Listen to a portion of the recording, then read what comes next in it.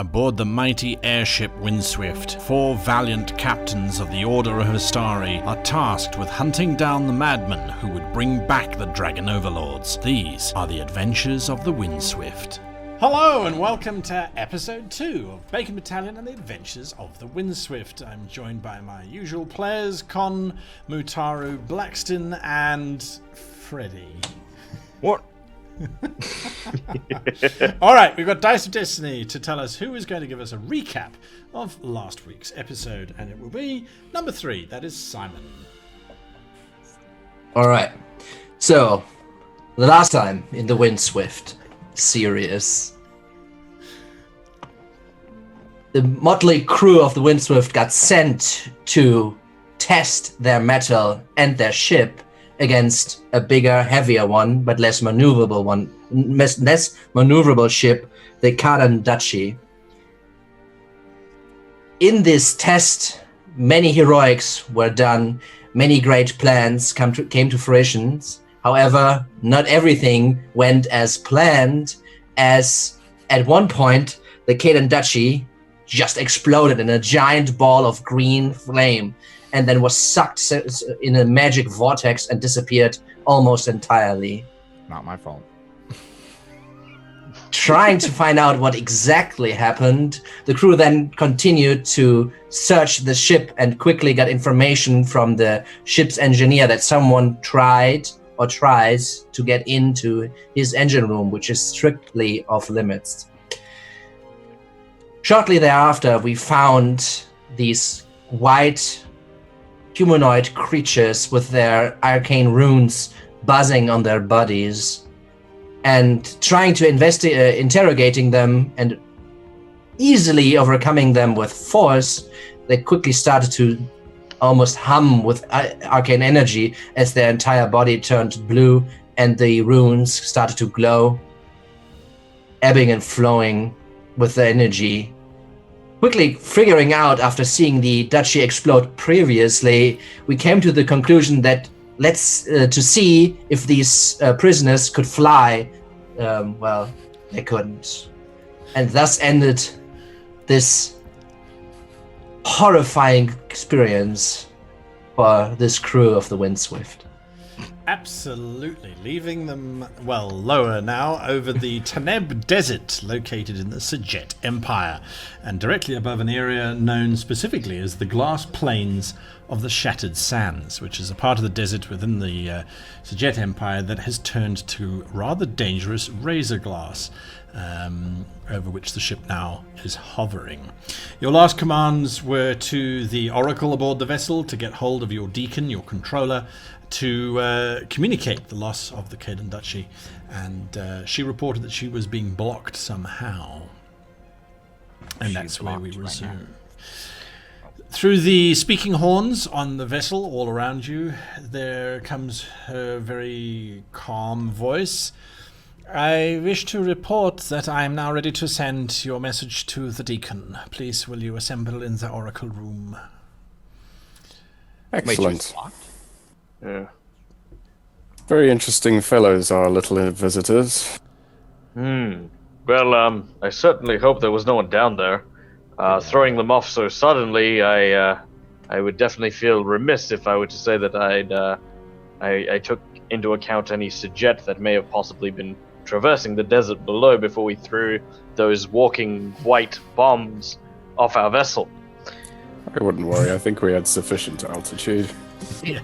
I would rather say that we did them a favor, because it should have looked fairly nice in the sky, this 1-2 staccato of different color fireworks.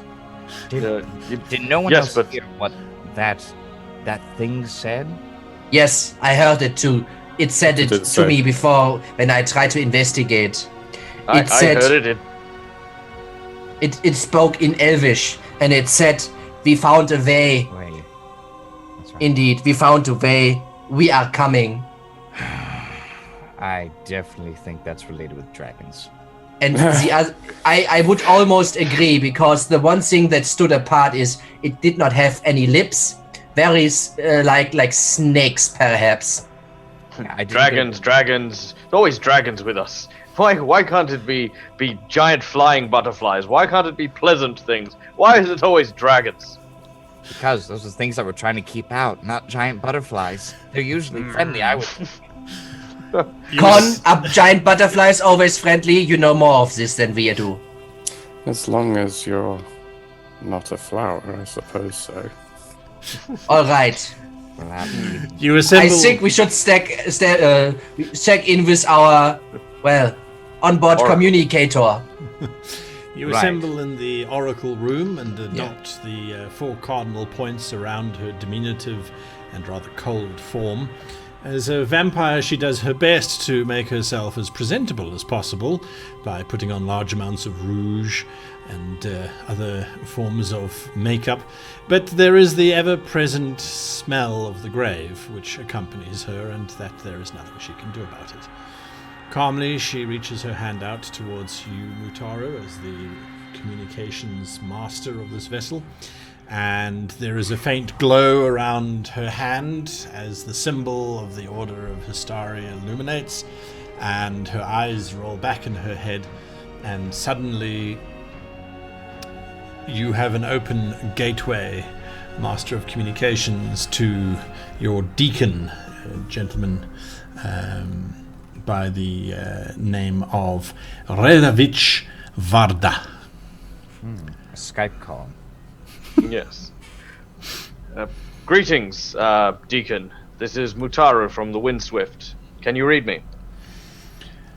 You are coming through very clearly, Mutaru, and I greet you and your crew.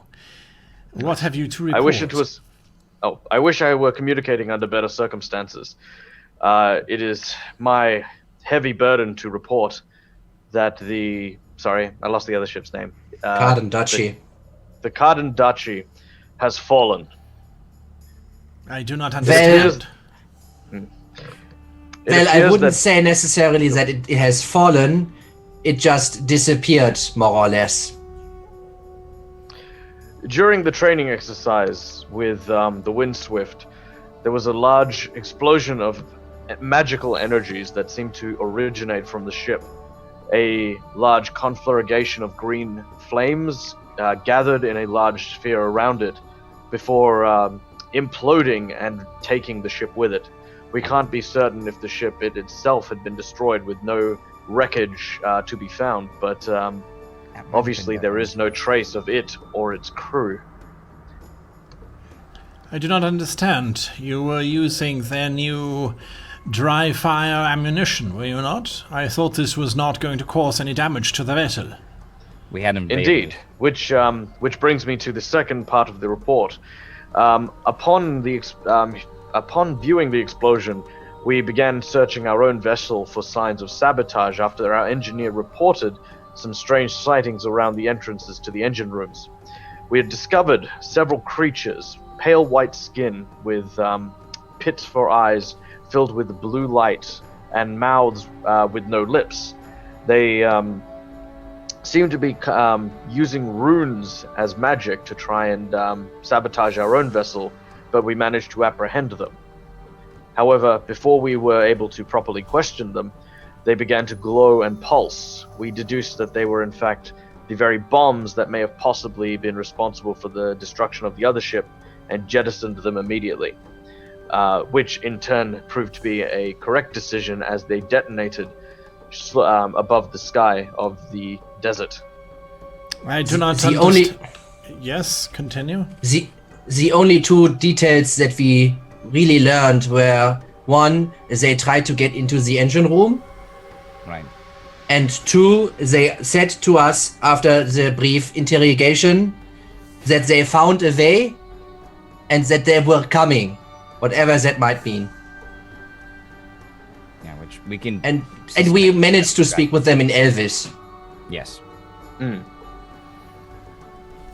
Do you think they came aboard whilst you were in the city of Daide? It's difficult to say.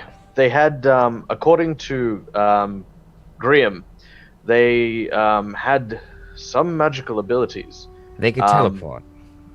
Yes. They seem to bend space and images to conceal their movements aboard our vessel.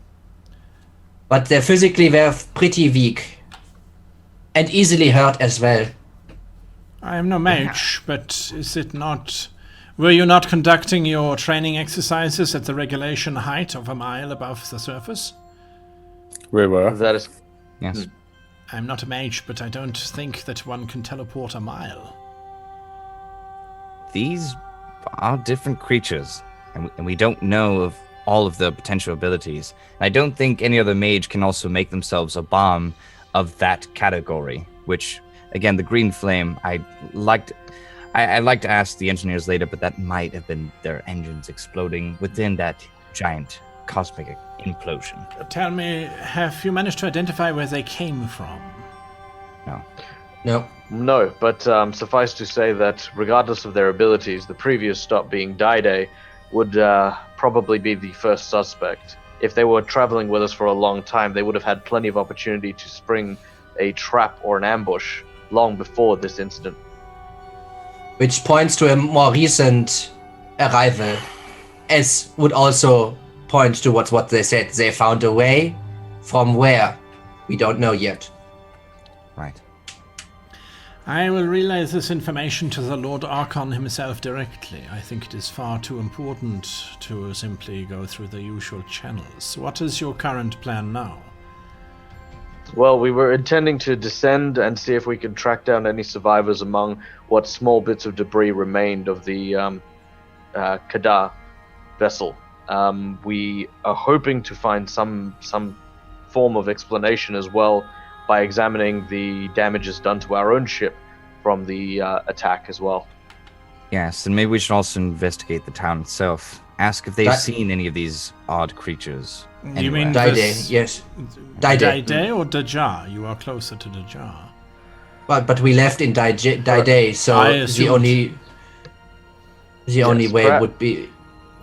Perhaps we assess the damage, and then if we require repairs or replenishment, we head to Dajar in order to discover what we can there. And failing that, we can make our journey to Daide in order to see if they perhaps boarded us there. But one thing is clear. If they were in any of those cities, people would have seen them. At least they would have stood out if they not have, hidden themselves. I'm sure we can ascertain that when we go and investigate. Do you have any further orders for us, Deacon Vada? One last question. Is there any way that these could be drowned? Well, unless they... Well, no, because we took them to the surface, and they didn't seem at all perturbed or in pain by the exposure to this harsh heat and the sunlight. As well as they didn't look quite like elves, and they did not have eyes. Right. Well, their eyes were strange. Just all completely blue, but at least it wasn't a type of dilation that would be better for dark environments. Perhaps a records search might be in order. Excellent. I will give it to the Tetrions to investigate. Their libraries are extensive. If no one has encountered this before, we'll find out. I would request, considering the loss of the Kadandachi as well as the nature of these infiltrators, I would order that for the moment you do not communicate with any of the other orders or their ships on this matter. I was just going to tell you that, actually. There's no Wouldn't need. it not be prudent to, warn them? We don't want to create a panic. I am in all due agreement. respect. Yes, well, it is okay. We will ensure that the incident stays with us for the time being until you order otherwise, Deacon. Good, in which case then please stay safe and apparently stay vigilant. We do not wish to lose another ship. I will inform, obviously, the Deacon of the Kadandachi that he has lost his ship as well. This is Indeed. an interesting and problematic development. Very serious. Indeed. Well, we will continue to maintain updates as the investigation proceeds. Thank you. A last request maybe for me. As we are not yet certain that the duchy is lost, maybe we should try to, communicate with the oracle of that ship. I will get them to do that here. Their abilities are greater in power than aboard your vessel. No disrespect to your oracle, but she is but one person. I have more here that can reach out. We do not have any presence in Dajar. It is too remote a city to warrant it, but we do have agents in Takatuman, the southern capital of the Sajet Empire. If you require additional resources, please avail yourself of them for the repair of the ship and anything along those lines. That I'll also be warned, Deacon. They can block off communications. That is why we were not able to report earlier, because those creatures were blocking any communications we had between you and our own oracle. So Yes. even if they, I may be pessimistic about this. I really do think they could be dead. But if they are alive, then let's not take for granted if you can't communicate with them, because it could be the magic blocking it once more. Very well. Deacon Varda out. The oracle drops her hand and her eyes roll back and she still rubs her head. Did you get everything that you required from the Deacon? Everything we could, my dear. Thank you kindly for your diligent work. He told us that for you're the time- fire, by the way. Look, Oh. I agree For the that time. whatever happened there looked really very strange at the end. But one thing I do know for certain, as I was looking right at it, and that explosion tore through the center of that vessel. I have to say, I very much doubt we'll find survivors. Yes, but should we be in their position and we did survive, we would certainly want our allies to at least make an attempt to check the ground and make sure that we Are there weren't stuck in the desert. mechanisms in place to survive a mile fall from the sky? Well, some of them could cast. Damn it! Spells. Damn it, man! We aren't wasting fuel on this. We'll go down and we will have a look. Alright. So As you wish. The Windswift is equipped with a small skiff which can be launched from the back of her, which has limited range and capacity. But generally, if you fall out, unless you have a whole bunch of magical items, death will be the final result. The Oracle looks at you. She sort of shakes her head a little bit. Demester is a very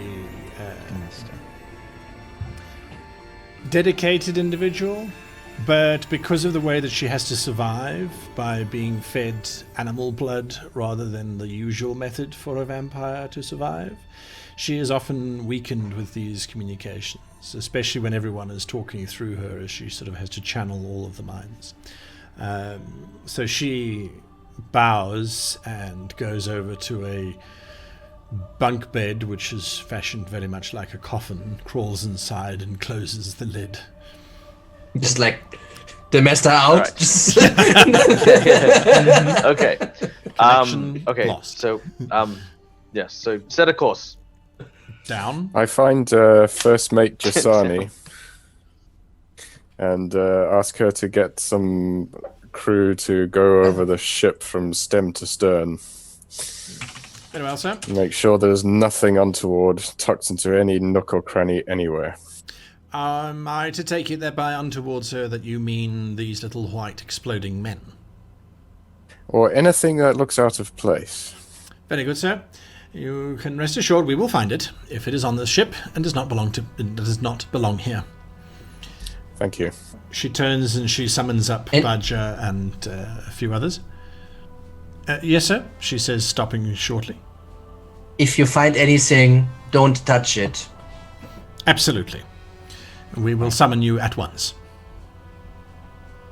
She disappears with her small group of people looking around, starting to search. The ship gets to being about 30 or 40 feet above the surface of the shattered sands. The glass reflects and almost mirrors the ship itself. It's a very, very, very disarming landscape, because what looks to be a hill is in actual fact the reflection of the hill behind you, not a hill in front of you, and there's big chunks of glass that protrude out. What is perhaps even more so is the heat. It is incredibly intense this close to the glass, which is reflecting the Sajet sun, which beats down relentlessly. There is an aroma that is unusual. The desert usually has this very sandy smell. The aroma that you get here is this very...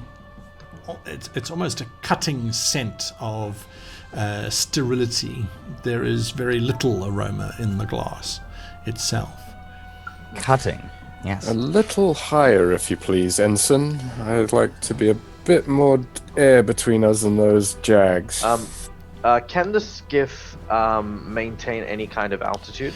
The skiff is primarily designed for descent, and so general operations, the bulk, the Windswift would lower down to 500 yards above surface. You'd board the skiff would then take you down to the ground level. Its maximum surface ceiling is about 600 yards. Anything higher than that, and there's winds that are just too dangerous, that'll just flip the thing upside down. Okay, as we go to our new altitude, I will suggest that I will lower the skiff and be aboard it, so that I can get a lower look at, see if I can actually get something within the range of my telepathy to pick up anything or anyone. Okay. See if I can reach out. I asked Con if he can see to it that we see, because obviously you mentioned that when the explosion happened, there were bits and pieces that sort of flew about.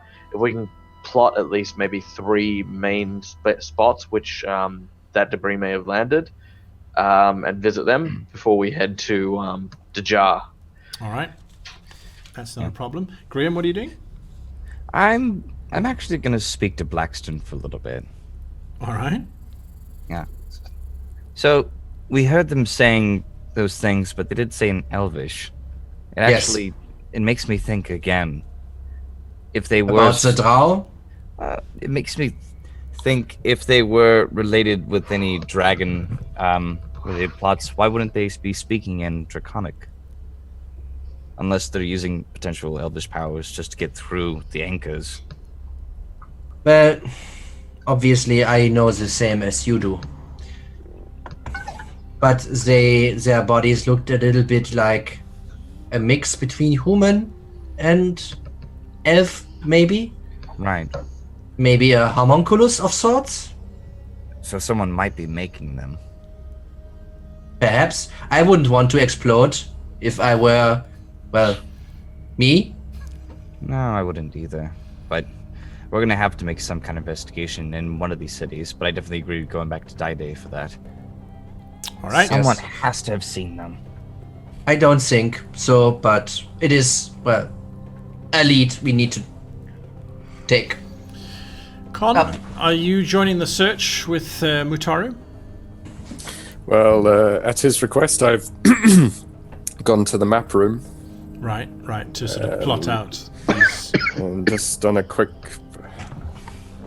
rough estimation of where these places he wants to visit might be. Gotcha. And feeding that information to the second mate, who's Naxun. currently steering the ship, Naxun, yes. Hash to hip. That's it. All right.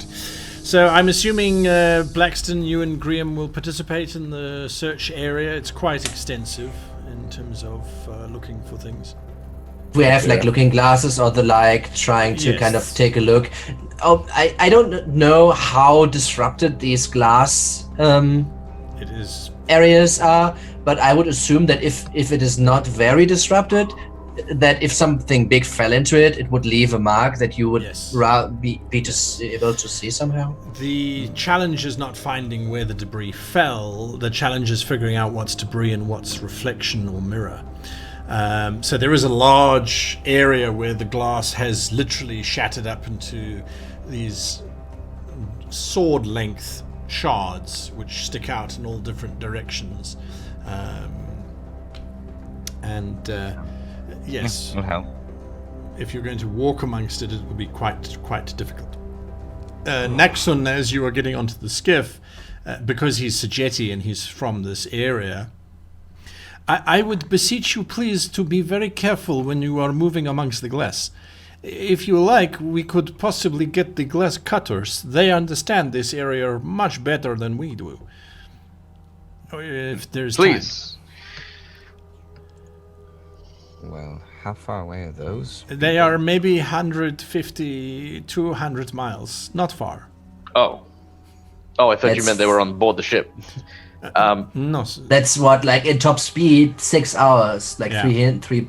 So that's... I think time's of the essence. All right. If you want to do this, Because obviously standing standing on this in this area is damaging, isn't it? Like it's so searing It hot. can be. It can be. If you're wearing big, thick leather boots, you shouldn't feel the heat too much. But if you slip, you run the risk of slashing yourself in all different directions. Yeah.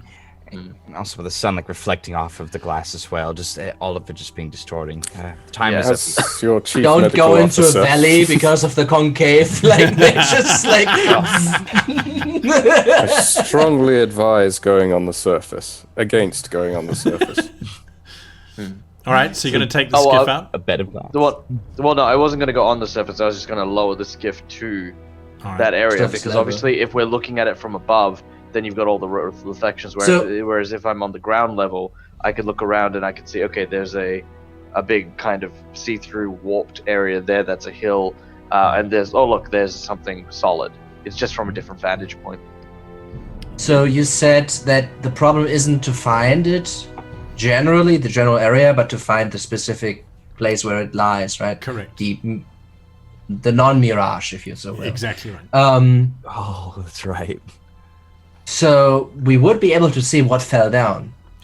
The question is, do we actually need to find the broken up pieces, or could we just see the maybe reflection and kind of deduce from there? Because I don't think that we try to gather flotsam, right?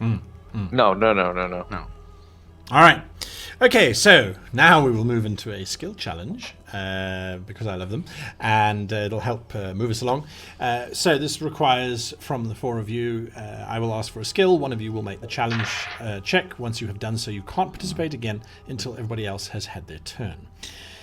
As you're moving over this kaleidoscopic nightmare of a place, looking and trying to determine, is that a shattered yard arm, or is it a loose spar, is it a belaying pin, or is it a barrel, is it a body? I need from someone, please, an investigate check. Ooh, I could do that. I've got that in the bag. Excellent. 19. That is a success. You need 4 successes before 3 failures.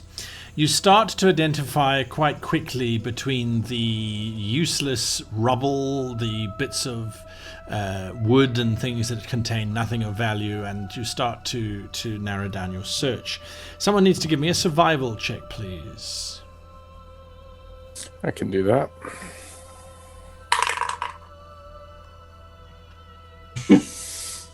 Five. You're dead. Not survived. That is I a can do it. failure. You That was a start- natural one, if it matters. Oh yes, it does. All right, no, that's fine.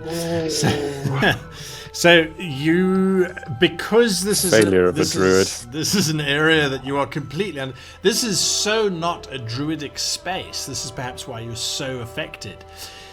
Realizing that by staring down into these mirrors, which are reflecting the brilliant light of the sky above you, the brilliant light of the sands around you, your eyes start to water and cross over as it becomes difficult to maintain visual focus on the terrain. Mataru, if we find anyone alive down here, I will buy you a moderately expensive dinner. All right. One does not make false promises of food to the Chung. There we go. Oh, I never make false promises. Just don't get I him. can Just assure you. don't get him a steak. I like steak. Right, so now the next thing that I require, please, is a cartography check. That skill, cartography, which we've now added. If you don't have it, it's an intelligence check. So that would be either from Utaru or from Blackston. Well, all right, Blackston. All right, so trying to map out the area, putting on the shades. Yeah. Okay. I was gonna rock paper scissors you, Yeah. but alright, you can go. Okay, so I think Con is a role model for me, so I'll just follow right through and also roll a natural one, just like to slide right in there. All right, that's 2 failures. The map is not very detailed of this area, and as a result, it doesn't really aid in your searching too much. This now brings us through to an insight check, please, from you, Mataru. I'm actually good at those. You know what? I'm kind of half thinking that, you know, it's like I look at Blackston, I'm like, Blackston, isn't that the map you got from that food place? Look, it's got a little X where there's some treasure. It's for children. It's not a real map. All right. It's going like, Yeah. Okay, hold on. My hands are away. I need to show you guys this because this is not me making shit up. Oh my god. Natural 20, nice. There we go. I thought you rolled another one. That would have been epic. Okay, I feel like okay. Bear in mind, I am churning through like 4 or 5 different dices, so Yeah. that's I'm. Saving that There's one. clearly some sort of dice god that wants me to save people. All right. What you So that realize is 21. is if there was any form of survivor whatsoever, they probably would have moved into the sheltered areas. So you start to focus on the dark areas, the overhangs, the places where people are likely to get out of the sun, especially because the what surface there is so incredibly hot. And that allows you to refine your focus into a different area. This now requires a nature check from any one of the 4 of you. 2 successes, 2 failures. I can. Well, I guess that falls into my realm once more. You can't roll lower, so there's that. 20. 20. Nice. Nice. 3 successes, 2 failures, 1 of each required for a success or a fail of the investigate check. And you start to realize that although this does look to be the most barren environment out there, some of the mirrors in the shadowy areas which you're now investigating ripple from time to time. And you realize that it's actually pools of liquid.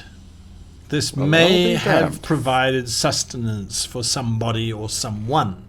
How these remain protected from the sun is a geographical mystery, which we'll look at when we come back in episode 2 of Living Planet. But not for now. So the last check that I need is an acrobatic check, because in one of these pools there is a body. So it's Mutaru, Blackston, or Graham who needs to go onto the surface to collect the body. I could do Oh. this. He's already jumping down. Hold on, wait, we can't do just- anything. No, wait, 1 second. Just to clarify, before Graham rolls, Yeah. if this is a skill challenge thing, so if we Yes. fail, we technically fail. So Yes. it's not a matter of I can choose to go through and take damage, for example, or anything like that. Okay, cool. No. Yep, carry on. No dex. Yeah.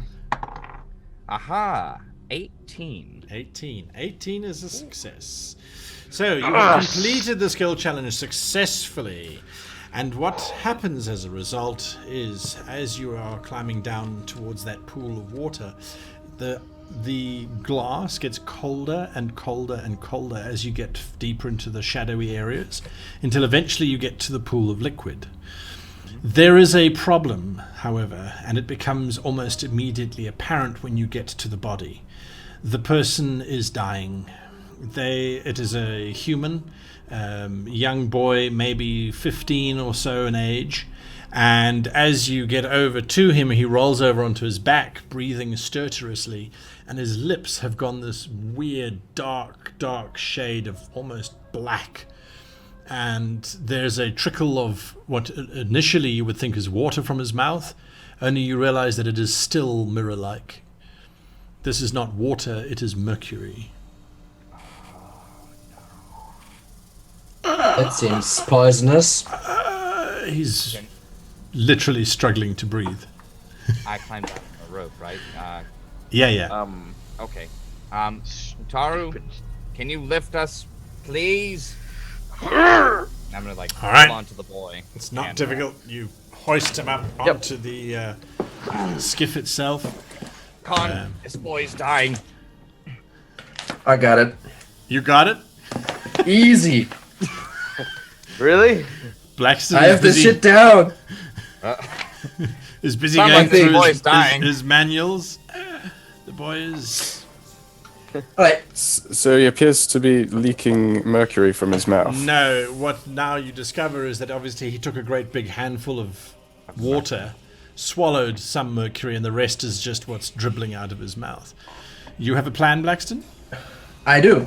So first of all, we need to get this poisonous substance out of the body. So basically doing like something like the Heimlich or something. So he kind of Sure. throws it up, and then I just like put my hand on his forehead and mumble a prayer, and I'll do lay on hands, and I'll cure his poison. The power of the paladin. As you call upon your god's power to restore this youth. As you do so, all of you see bubbling on his lips these little silver beads which reflect your concerned faces, and it eventually pools into a great big blob which then drops down onto the deck and sits there shimmering, shining. The boy's eyes open, he looks around, he gives you the sort of smile, and then he falls asleep. Oh. Well, it wasn't the crew, but I'm glad we made it in time. He's This, dressed boy in would've- the livery of the Kadandachi. He has Was he? the Oh, remains. yeah. We have a survivor. The remains of I his just- tunic. I just stand up and say to Con, I couldn't let you do it. You owe someone a moderately expensive. I expect to be wined and dined. Yes, I see. Yeah, it's quite remarkable. And if you could just help me get him to the infirmary. Yeah, like while I'll- we're talking, I'll- I would try to pick him up. All right. Or do Oh, you want do you to? want to? No, you can. You can. It's okay. Nice work, Mu- mu- Blackston. All I'm right. Thank you. strong. So Oh yeah, I'll take him then. I can lift like triple my carry capacity. So He's I'll let you do it, 80 just, pounds, like, if please that. again. So it's not a problem. He's obviously a messenger or cabin boy. Okay. I talk to Graham and get a few other seamen, so they can secure me because I want to go down to the surface for a second, like not literally stand on it, but I want to get something from it. Well, sure. I can show you where you could drop down safely. Sure, Right. absolutely. It's not a problem. There's a winch on the skiff. They lower you down. And I'll use like maybe a small hammer or the back of the pommel of the sword or something. Sure. And I want to kind of crack the surface, the glass surface, and gather some glass, like Oh, let's sure. say like a square foot or something. Oh, interesting. All right. You sort of smack into the glass. As you do, it fractures quite badly, but you realize that there is a certain amount of integrity to it, and very carefully you lift out this chunk of glass. It's quite heavy, but as it comes out, it has this rather amazing slight green tint to it, which makes it so popular with the more expensive tastes of the individuals that inhabit this planet. Con, you Thanks. navigate the skiff back to the Windswift. You dock. The youth is taken to the infirmary, where a quick analysis. Somehow, when he was thrown from the ship, someone threw, and this is the only way they could have survived, threw magic, some kind of magic, onto him to keep him alive. Now, as you are looking at him, you realize that he's got strapped to his side this leather belt pouch, and the pouch is bulging with something. He is sleeping just out of pure mental and physical exhaustion. I'll examine the pouch, opening up. Sure. Inside is a rather disturbing discovery. There is this white bag, quite white, and it has been stitched together with rather thick stitches that are equally white, but they look like they're fibrous type of material that stitched this thing together. And the bag itself has got several of those blue runes inscribed into it. Well, he's going to be sleeping for a while. What have you got there? I'm almost too afraid to try and guess. What do you make of this, Con? It looks almost as if it is a tanned leather bag made from the creatures that attacked us. I sort of... I don't hand it over because I assume you don't want to touch it, but I sort of put my hand out. I take it off him and take a good long look at it. It's definitely a pouch of some kind. There's a flap which can be closed and has been closed, but you realize that what it is bound in is sinew. This particular sinew, it must be a humanoid of some kind just because of the nature of it. Whatever's in the bag definitely doesn't offer much resistance. The bag itself is fairly supple. I suspect you're right, it is made of something organic, or should I say fleshy. A little outside of my usual experience, I'm afraid. Let's take a There's only gander one and see thing what's... for it. All right. I, Blackston, are you also in the infirmary as well? I was helping him get glass, which I was going to ask. All right. Could I also rip off? Sure. Well, you can go back down with the skiff. It's not a problem. It's a lot easier to mine it when you don't have to stand on it. Yes, it's not going to be much. It'd be enough if I could, make like really cool green glasses out of them. Sure, not a problem. We are making bank. Yes, bank. Blackston, what are you doing? I would get something to eat, something to drink, and also one of the livestock, I guess, we have on board, from which the Demestra kind of feeds. Yes. So the cook is a drow male by the name of Hurakan. Right. I go into the kitchen and say, "Hey, Hurakan, what's cracking?" And he has never heard this from me. Every time. I say this every time. Just it doesn't every time. get old, does it? I am... No, must be quite a new experience for you to have such a... witty, Anyway. wise, and... Yes, that's exactly what I was going for. Anyway, Hurakan, that was quite a thing, eh? I couldn't agree with you more. I have taken the liberty of preparing a special meal for the crew this evening. Something to bolster the morale. That is a good idea. Now, since Demestra is so purged from the communication earlier, and I have a few questions of her, I thought it would be, correct if I would ask her about some dinner. Yes. Well, not from me, hopefully. Yes, I understand. I will prepare a small meal for her. I will bring it through to her rooms immediately. Yes. That is sufficient for you, sir? Yes, of course. Very good. You don't think there's any chance of those creatures coming back here, do you? I don't know. But to ease your mind, I also don't know or if they eat at all. Don't worry about it. So we're not likely to have extra guests, is what you were saying. No, they wouldn't be guests. I appreciate the assurances.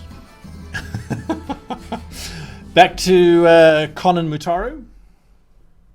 I plunk the pouch down on a surgical tray and using a pair of forceps or something, I open it and poke inside. Okay. I prepare to punch whatever might jump out. It's only a bag about that. Yo! What leaps out of the bag is a small roll of vellum parchment. It slides half out of the bag. So this bag was like a big apple like round and? Yeah, it was a soft pouch basically. So when they opened it out, the tip of this vellum. So basically, it kind of unfolded a little bit or something. Correct. I see. Correct. Yes. And draw out the scroll. All right. The vellum paper, when you unroll it, is definitely from the city, from Braxia. The paper quality is not very good. Humans don't tend to care too much about quality. Fairly well maintained, though. It has had its edges cut quite neatly. But contained upon it are some rather odd scratchings, which you realize are cartography coordinates. It's written in common, and it is cartography coordinates for the following words: Kadandachi, plus then coordinates; Windswift, the exact same coordinates as the Kadandachi, and then you realize that the extra set of numbers afterwards is actually the date. And that is today's date. I think we need to call a little meeting. Yes, Then there are more names. I'll call the others. Oh, sorry. Continue. There is the Georgli Lochhallen, which you know is another Charger class airship. That is owned and operated by the Order of the Anchors. There is the Sandorai. That is another airship operated by the Octrelicar. There is the Possum's Gambit, and that is operated by the Octrelicar. And then there is a name that you are not familiar with, except for another reason, and that is the Kadakalastrax.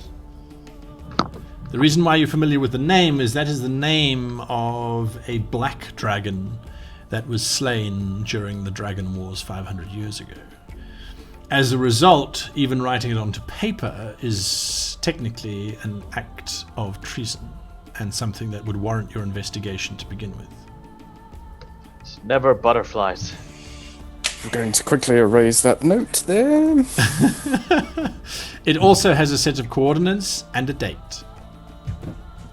Everything? Oh, yeah. All of them have coordinates and dates, and the dates are literally over the next couple days, except for two of them, which is the Sandorai and the Possum's Gambit, and those were dated about a week ago. The Order is under attack. We are under attack. Call an emergency meeting. And let's see if we can wake Damaster. I pulled the cork out of the speaking tube. All command staff to the meeting room, please. So that'll be the four of you. Right. All right, so you head to the Oracle's room. Jasani, please take us up to 500 feet. Roger that, sir. I'd also like to report we've found nothing so far in our search that would seem out of the ordinary. Thank you. All right, the four of you gather. Okay, addressing these guys before we wake up Damaster, of course. We fill them in on what we've discovered and obviously what we think this might be. In that being obviously a series of planned and coordinated attacks against vessels from the three orders. That does sound like a serious attack. Which I don't know. I'm concerned about using our oracle again. They may be tapping into their telepathy. If they can block off our contacts, they must have a way of knowing what we're saying. They must somehow be, like, incepting their minds. We're going to have to get information out somehow. Mutaro, can you please show me this vellum? I would like to have a closer look at it. Connor has... We brought it with us, yeah. All right. Yeah. The other question is, what on earth was this doing on that young lad in our naval Was on uniform? the boy? Please, and I kind of get the vellum. You also have the pouch with you? It was also it was in this pouch, and I sort of hold up the white pouch. Get the pouch. Yeah. It Get was the on pouch the boy. and and I want to go to the boy before we speak to the deacon. Hold.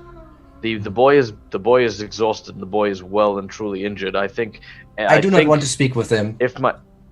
I mean, if my instincts on this prove anything, it is that this boy was spared to get this message to us. If time is of the essence, as it seems to clearly be, given the coordination of our enemies, I think the risk to Demaster is something that we cannot afford not to take. I do not disagree with you, but just give me 10 seconds, please. Very well. I will defer to your judgment. Okay. I'll go with you. So I don't want to speak or interact in any way with the boy. What I want to do is take the pouch, take the vellum, and use my second cast to cast Detect Magic. To take a look at all three of these things. Okay. So as I do, kind of my eyes kind of go, the pupil and the iris kind of grows wide. And from my point of view, how the spell looks for me is similar to like the shadow verse that Frodo is in when he puts the ring on. So these shadowy figures and like the swirls or the smoke, the trails that they leave would be kind of identify for me if they interact with any sort of magic, and maybe what school also they kind of, and how they kind of, what colors and how thick they are. So this is basically how it looks for me as I kind of look around and see if there's anything. With this swirling energies around you, this almost translucent white mists, you look at the boy and you can see that there are still tendrils of abjuration magic ebbing off of him. There's also very faint traces of transmutation magic that has obviously been cast upon his person. When you look at the pouch in your hand, the pouch is completely black. It's as if you're holding a black hole in your hand. The vellum itself has also got a small amount of magic on it, and the residue of that is a divination spell that was obviously cast upon it. Other than that, that's it. So the one thing that I would want to do is use the scroll, put it into the pouch, and see if I can still see the scroll, or if it blocks it out, which is what I assume it would. As you put the scroll into the pouch, as you get the scroll towards the open mouth of the pouch, the whole energy space around the scroll starts to change, and it's as if something is reaching out of the pouch and almost absorbing the scroll as it gets closer and closer and closer. As you pull it away, it retracts back into the bag, into darkness. That energy that was glowing, however, you have no idea what kind of magic it was. It's definitely not divine, it's definitely not magic, it's something else. But the scroll turns back to status quo, which it was before. Correct. Okay. Correct. And with that, we will see you all next week as this investigation continues into the strange creatures. Thank you for joining us. For those of you who don't know, we now go through a breakdown of what happened in terms of characters, in terms of thoughts, in terms of actions within this episode. So stay with us if you want to see that. If you don't, thank you for watching. Hit that like button, hit that subscribe button, and we'll see you next week. All right, so there we go. That was interesting. A little bit of a tech problem in the middle of things, which is weird. I mean, we've recorded how many of these things, and anyway, Dice of Destiny. Was like what, 30 seconds? Yeah, absolutely. Number 4. So we are starting with Freddie. Freddie, how did Graham do in this session? Very different from last chapter, wasn't it? Oh yeah, definitely felt a lot more useful in this one, but also like, trying to think of like new things to say for each of these episodes. mean, it was fun. Felt like there was a good amount of role playing. I felt like Green, did what he needed to do, and it felt good. I also like how again, this is a serious character, but like there are definitely like times of silliness that just kind of slip in there once in a while. Do you think that that's important though in terms of role playing? Do you think? I mean, we could play very serious role playing games where we're very serious. Oh, sure. The humor there needs to be coming balance. Needs to be a balance. Mm. Yeah, because like otherwise, if you have something that's completely serious all the time, someone is gonna sit there and be like, "I'm overwhelmed by how much drama there is in here. Need something a little bit of life in there, instead of just like, oh my God, we're gonna die. Oh my God, he's gonna die. She's gonna die. What are we gonna do now? I don't know. Life sucks." Right? Yeah, absolutely. I would say it's very contextually dependent on the context. In a situation where it's lighthearted and not much of pressure, I think it is very good also to release even more so with a little bit of lightheartedness and like what I said with like what's cracking, right? I mean, it's obviously stupid. Even I realized that. But I also think it is very important that if you're in a very serious situation that you not say that, well, yeah, but your mama, right? I mean, then you should also stay in character and stay serious to kind of double down. And sort of keep it there. Absolutely. Michael? Definitely like staying in character. In terms of...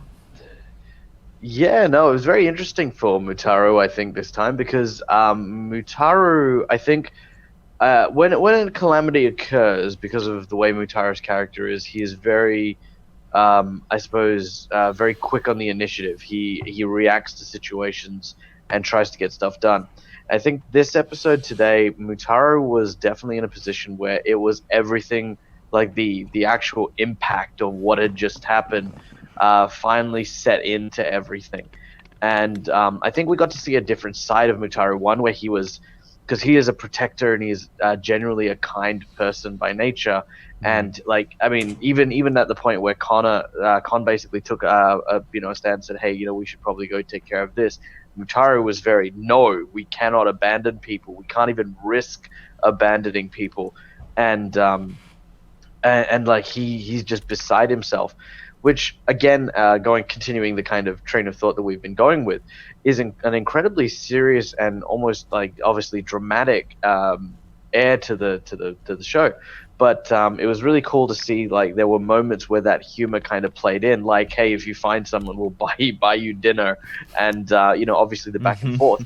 I think what's important, at least from my perspective, because again, like I said, there was a lot of the seriousness in that character today, is to not get upset or get aggressive if someone else is not doing that. What it is it's important for you to be able to feed off them and not sort of go, oh no, I'm being serious right now. You're not allowed to have fun. You're not allowed to be thinking. You have to be serious as well. It's about having that kind of back and forth where, yeah, okay, I might not be being a joking character right now. I might be being a serious character, but I'm not going to ignore you. I'm going to respond to you. I'm going to, stay as an active part of your role play as well as my own. Absolutely. I think that's very important. And Dr. Druid, who couldn't druid his way out of a glass-shattered field if he tried. Well, there's this dichotomy now, which is nice to roleplay, where, on the one side you are torn between rushing forward to take that instinctive action or the need to chase after the story or the activity or action or whatever, and on the other hand, take the time to investigate and look for things and find the clues and figure it out. And balancing that becomes a fun way to play it as well. And then, yes, I think all of us,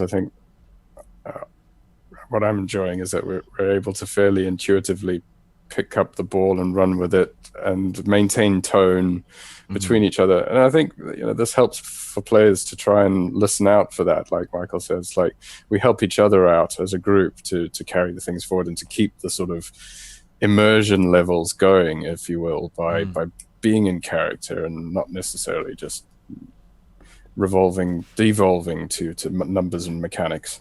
Right. Well, and on that point, the skill challenges are devolving into numbers and mechanics. And a good role-play challenge as well, that. Yeah, so it is definitely a mechanic. It's a throwback, I think, from 3.5 or from Pathfinder with the skill challenge system. I happen to like it because it allows you to push forward in terms of I could have role-played that search through with you guys where you had to make lots of acrobatics rolls on the difficult terrain and that kind of thing. For me, the Shattered Glass was more a descriptive space than supposed to be an encounter space. So the skill challenge kind of worked through that, and it almost forces player participation because you have to be part of it and you have to roll somehow. What I like about it is the challenge of then working out how that roll affects what you find.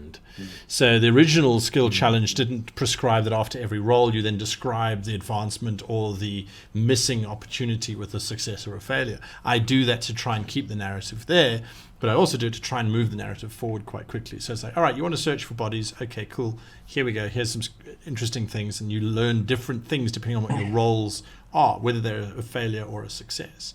And of course, if you had failed, you wouldn't have found the boy. So yes, and that's changed the course of the story in a certain degree, in a certain way. So anyway, it's a different episode from last week. There's no doubt about that, as we start to try and figure out what's going on in this web of unknowns. Anyway, thank you for watching. If you like what you see, hit that like button. If you want to see more of this breakdown of thoughts afterwards, let us know in the comments below so that we will carry on doing them, or we will just shut up and carry on with the game. Until next time, I wish you and yours happy gaming. Bye.